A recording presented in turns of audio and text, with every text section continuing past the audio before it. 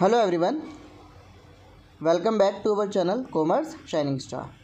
आज की जो ये वीडियो है ये बेसिकली लाइव सेशन हुआ था इशू ऑफ शेयर्स पे, उसी के ऊपर है। क्योंकि उस लाइव सेशन में काफ़ी स्टूडेंट नहीं आ पाए थे, इसलिए जो बच्चे लाइव नहीं आ पाए थे उनके लिए ये वीडियो बना रहा हूँ ताकि वो ऑफलाइन भी इसको देख सके और आसानी से टॉपिक को समझ सके। आज हम क्या पढ़ने वाले हैं वो एक बार ओवरव्यू ले लेते हैं। हम बेसिक एंट्री पढ़ेंगे, जो बेसिक्स एंट्री हैं किसकी, इशू ऑफ शेयर्स की। उसके बाद हम अगला जो टॉपिक पढ़ेंगे कॉल्स इन एडवांस का पढ़ेंगे, कॉल्स इन अरियर का पढ़ेंगे, और इसके बाद हम ये देखेंगे कि सब्सक्रिप्शन क्या होता है और सब्सक्रिप्शन कितने तरह का होता है, अंडर सब्सक्रिप्शन, ओवर सब्सक्रिप्शन। इतना हम आज की वीडियो में पढ़ेंगे। इसके अलावा इसका एक पार्ट और है, जो पार्ट आएगा आपका प्रोराटा पे। उसके लिए मैं आपसे एडवाइस मांगना चाहूँगा, मैं आपकी सजेशन मांगना चाहूँगा। देखिए, मेरी जो इच्छा है वो ये है कि जो प्रोराटा वाला कॉन्सेप्ट है उसके ऊपर लाइव सेशन लिया जाए ताकि समझने में आसानी हो। अब आपसे जो सजेशन है आप ये बताइए कि क्या प्रोराटा ऑफ शेयर्स जो होता है उस पर लाइव सेशन लिया जाए, उसमें पढ़ाया जाए, या फिर उसकी रिकॉर्डिंग जैसे अभी बना रहे हैं इसी तरह से अपलोड की जाए। आप अपने एडवाइस, अपनी सजेशन कमेंट बॉक्स में बता सकते हैं।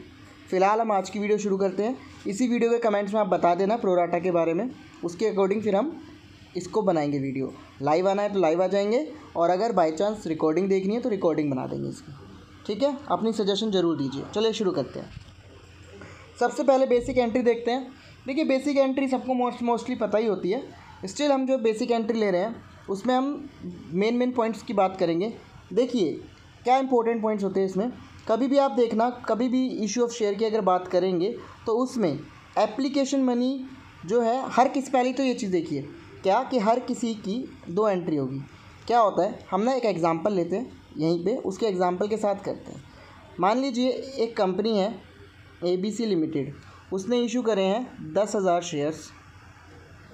ठीक है, एक शेयर्स उसने इशू किया 10 रुपये का। क्लियर। अब ये 10 रुपये में उसने बांटा है। एप्लीकेशन पे मंगाए हैं 3 रुपये, अलॉटमेंट पे मंगाए हैं 3 रुपये, फर्स्ट कॉल पे मंगाए 2, और फाइनल कॉल पे मंगाए हैं 2। ठीक है, अब इसी फॉर्मूले को, इसी क्वेश्चन को लेके हम आगे बढ़ेंगे, इसी के अकॉर्डिंग एंट्रीज बताएंगे। सबसे पहले क्या होगा, जब कंपनी इशू करती है तो एप्लीकेशन मनी रिसीव होती है, क्योंकि पहली बार जब कोई अप्लाई करता है तो पैसा देके अप्लाई करेगा। अगर आप कोई ऑनलाइन फॉर्म भी भर रहे होते हैं तो आप सबसे पहले अप्लाई करते हैं, ऑनलाइन फॉर्म की फ़ीस पे करते हैं। तो वही चीज़ है, इसलिए एप्लीकेशन एक ऐसा पॉइंट है जिसकी बैंक वाली एंट्री यानी कि एप्लीकेशन मनी रिसीव्ड की पहले आएगी और ड्यू वाली एंट्री बाद में आएगी। इसके अलावा जितने भी हमारे पास बचे हुए हैं, चाहे वो अलॉटमेंट है, चाहे वो फर्स्ट कॉल है, चाहे वो सेकंड कॉल या फाइनल कॉल है, इन सब में अगर आप देखोगे तो इन सब की पहले ड्यू की आई है फिर रिसीव की आई है। एक तो ये इंपॉर्टेंट पॉइंट है। ठीक, अब एंट्री करनी कैसे है, बहुत सिंपल है। जो भी बैंक अकाउंट की बात की जा रही है तो एप्लीकेशन में कितने रुपये मिले हैं, यहाँ पे हम पेन एक बार चेंज करके बताते हैं।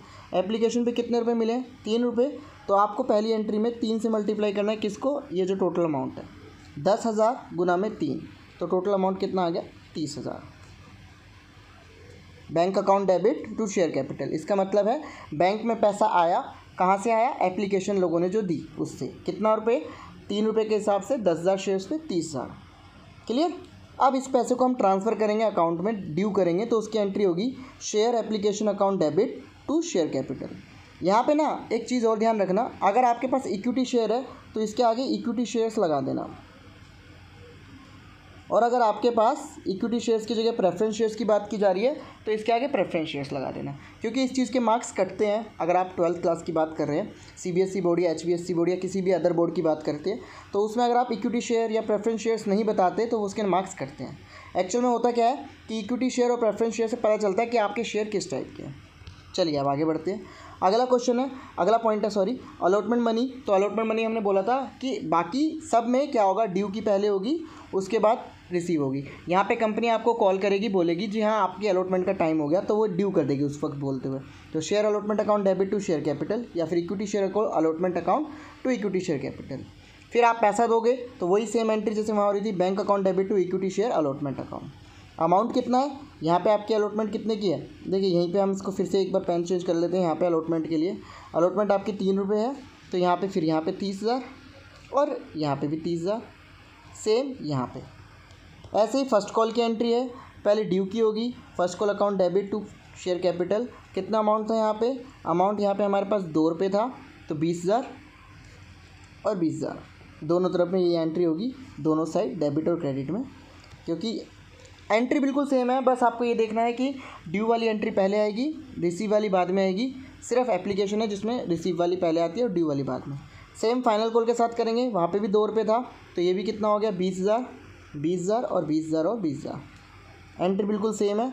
शेयर फाइनल कॉल अकाउंट आ गया, बस account debit to share capital, और बैंक में आया तो बैंक अकाउंट डेबिट टू, कहाँ से आया पैसा इस बार पैसा फाइनल कॉल से आया तो इसलिए फाइनल कॉल, पिछली बार फर्स्ट कॉल से आया तो फर्स्ट कॉल, तो ये सिस्टम है। क्लियर? चलिए आगे देखते हैं। अब बात करते हैं हम कॉल्स इन एडवांस की। अब ये कॉल्स इन एडवांस क्या होता है इसके बारे में देख लेते हैं।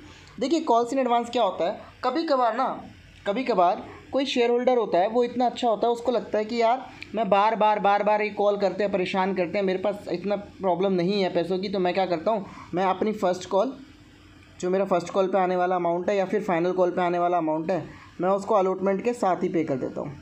तो वो इससे क्या कर रहा है, वो ये कर रहा है कॉल्स इन एडवांस।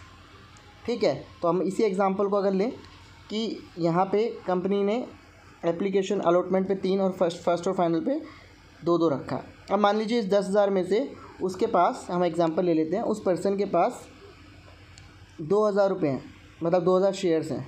तो वो 2,000 शेयर्स की जो फर्स्ट और फाइनल कॉल का अमाउंट बनता है, कितना बनता है फर्स्ट और फाइनल कॉल का अमाउंट, 2 प्लस कर देंगे तो टोटल आ गया 4। तो वो 4 रुपये किसके साथ दे देगा, जब वो 3 रुपये वाली अलॉटमेंट की एंट्री करेगा, यानी अलॉटमेंट वाली एंट्री में 3 + 4 वो 7 रुपये की एंट्री कर देगा, 2,000 को मल्टीप्लाई कर देगा 7 से, 2 7 जा 14,000, ये चीज़ होगी। समझ गए? चलिए अब इसका मीनिंग देख लेते हैं, ये होता क्या। वैसे मैंने बता दिया, सिंपल बस लिखा हुआ है। ये एक्सेस मनी है जब कंपनी को मिल जाती है, जो एक शेयर होल्डर देता है कि उसको लगता है कि मेरे पास पैसा है तो मैं क्यों बार बार इनकी कॉल का वेट करूँ, इकट्ठा दे देता हूँ, देना भी है बाद में भी है, इसलिए एडवांस देता हूँ। सिंपल। अब बात करेंगे कॉल्स इन अरियर।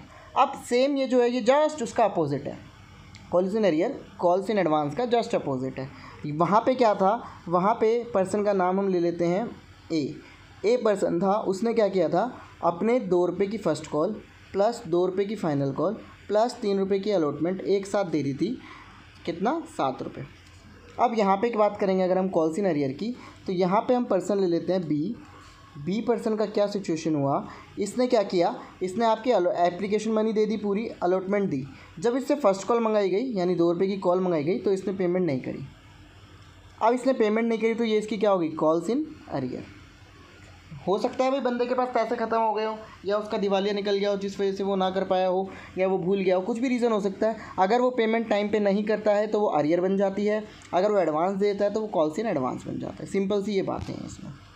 इसी चीज़ को यहाँ पे लिखा हुआ है, अगर कोई अमाउंट कॉल किया गया है कंपनी द्वारा लेकिन पेड नहीं हुआ है टाइम पे या फिर बिफोर टाइम, तो उस जो पार्ट को कहते हैं, उस जो अमाउंट को कहेंगे वो हम which is not paid is called calls in arrear. Such amount may be called by the company either as allotment, ये अलॉटमेंट भी हो सकती है, कॉल मनी भी हो सकती है।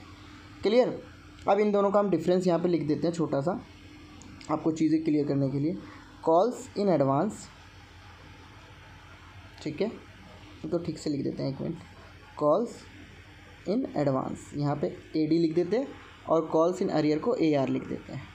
अब इनका डिफरेंस देख लीजिए, ये डिफरेंस किसी बुक वगैरह में नहीं मिलेगा इजीली, बट यहाँ पे क्या होगा, अभी आपने पढ़ा है, इसको आप फटाफट कंपेयर कर लेंगे तो इजीली हो जाएगा। पहला पॉइंट क्या है, ये हमेशा एडवांस में दिया जाता है, पैसा पहले दे दिया जाएगा, और ये अरियर रहेगा, इसका पैसा नहीं दिया गया। दूसरा, ये जो होता है कंपनी के लिए बेनिफिशियल होता है, अच्छा होता है, इसलिए हम इसको पॉजिटिव कहेंगे। ये कंपनी के लिए अच्छा नहीं होता, इसलिए नेगेटिव कहेंगे। सेम ये शेयर होल्डर के लिए भी अच्छा होता है, अगर वो टाइम से पहले पेमेंट कर देता है तो कंपनी उसके भरोसा बढ़ जाता है, और ये नहीं करता है पेमेंट तो उसके लिए नेगेटिव हो गया। कॉल्स इन एडवांस और कॉल्स इन अरियर का ये मेन डिफरेंस आता है। अब आगे बढ़ते हैं। अब कौन कौन से मेथड है कॉल्स इन अरियर को डील करने के। देखिए कॉल्स इन अरियर 2 तरीके से किया जाता है, या तो आप कॉल्स इन अरियर का अकाउंट खोल रहे हो अलग से, या फिर आप कॉल्स इन अरियर का अकाउंट नहीं खोल रहे, तो बस वही चीज़ यहाँ लिखिए और कुछ नहीं है। अब हम बात करते हैं एक बार सब्सक्रिप्शन की। देखिए सब्सक्रिप्शन की अगर हम बात करें तो सब्सक्रिप्शन क्या होता है, सब्सक्रिप्शन 2 तरह के होते हैं। सब्सक्रिप्शन क्या होता है, पहले तो सब्सक्रिप्शन पता होना चाहिए आपको, यहाँ पे मैंने इसलिए ब्लैंक छोड़ा था। सब्सक्रिप्शन बताते हैं, सब्सक्रिप्शन क्या होता है। देखिए जब भी कोई कंपनी शेयर्स इशू करती है, उस इशू करने की गारंटी तो नहीं है कि 100% शेयर्स जो कंपनी ने इशू किए हैं वो 100% कंपनी के शेयर्स पब्लिक अप्लाई कर देगी। तो जब जो गैप होता है पब्लिक के अप्लाई करने में और कंपनी के इशू करने में, उस गैप के बीच में जो चीज़ पब्लिक ने अप्लाई कर दी है वो सब्सक्राइब कहलाती है। जैसे वही एग्जांपल हम यहाँ पे भी लेते हैं। कितना 10,000 था हमारे पास, 10,000 शेयर्स थे। कितने का एक था? 10 रुपये ईच, है ना। तो अब देखिए कंपनी ने इशू करे 10,000, अगर यहाँ पे पर्सन ने अप्लाई करे 9,000, एप्लीकेशन जो मनी रिसीव हुई कंपनी को वो कितनी हुई? 9,000। तो एक्चुअल में जो सब्सक्राइब कैपिटल है या सब्सक्राइब शेयर्स है वो कितने हो गए? वो हम 9,000 को लेंगे। क्लियर? इसमें दो चीज़ ध्यान देने वाली है, उस दोनों को लिंक करके भी ये चीज़ क्लियर होगी, क्योंकि क्या होता है कभी कभार कन्फ्यूज़न रह जाती है। वो दोनों चीज़ क्या है एक बार देख लेते हैं। सब्सक्रिप्शन में टाइप्स आते हैं, एक होता है अंडर सब्सक्रिप्शन, एक होता है ओवर सब्सक्रिप्शन। अब दोनों केस में फ़र्क क्या आता है? अभी हमने जो पढ़ा कि कंपनी ने अप्लाई किए 10,000 शेयर, इशू करे 10,000 शेयर, और पब्लिक ने अप्लाई करे 9,000। तो ये जो केस हो गया इसमें क्या हुआ? 1,000 शेयर्स कम अप्लाई हुए, तो ये हो गया आपका केस अंडर सब्सक्रिप्शन का। तो इसमें हम जो भी एंट्री करेंगे वो 9,000 से करेंगे। अब ओवर सब्सक्रिप्शन क्या होगा? सेम क्वेश्चन लेते हैं। 10,000 कंपनी ने इशू करे और इस बार जो लोगों ने अप्लाई कर दिया 12,000 के लिए। तो ये क्या हो गया? ये एक्सेस हो गए 2,000, तो ये हमारा क्या हो गया? ये हमारा हो गया ओवर सब्सक्रिप्शन। सिंपल सा मीनिंग मैंने इनको बता दिया है। इसके बाद इसकी थ्योरी पढ़ लेते हैं और इसका डिफरेंस देख लेते हैं। थ्योरी क्या कहती है? अंडर सब्सक्रिप्शन सबसे पहले देखते हैं। अंडर सब्सक्रिप्शन क्या होता है? जब कंपनी शेयर्स इशू करती है पब्लिक में, इनवाइट करती है एप्लीकेशन के लिए, लेकिन जो नंबर ऑफ़ शेयर अप्लाइड करते हैं पब्लिक वो कम होता है, यानी लेस होता है किससे? जितना कंपनी ने इशू किया। It's a situation of under subscription. जैसे हमने ही बताया कंपनी ने इशू करे 10,000 शेयर्स पर लोगों ने अप्लाई किया 9,000 शेयर्स के लिए। तो ये कौन सा केस हो गया? ये आपका अंडर सब्सक्रिप्शन का केस हो गया। ठीक, चलिए नेक्स्ट अब बात करते हैं ओवर सब्सक्रिप्शन की। ये क्या होता है?